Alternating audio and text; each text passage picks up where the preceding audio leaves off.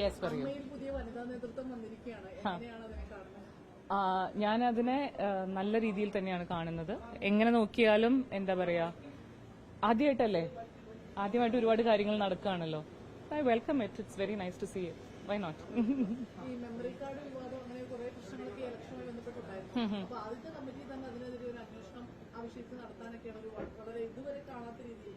അത് എങ്ങനെയാണ് അതിനൊക്കെ നോക്കിക്കാണുന്നത്? നടക്കട്ടെ, കുറെ അന്വേഷണങ്ങളായല്ലോ, നടക്കട്ടെ, എല്ലാം നടക്കട്ടെ. Let's see it happen. നിങ്ങൾ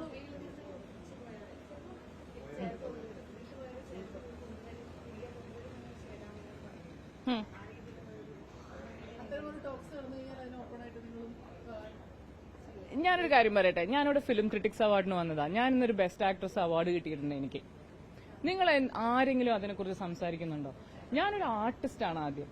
അതെല്ലാവരും മറന്നുപോയി എന്നുള്ളതുണ്ടല്ലോ. ആ പോയിന്റിലാണ് ഞാൻ നിൽക്കുന്ന ലൈഫിൽ.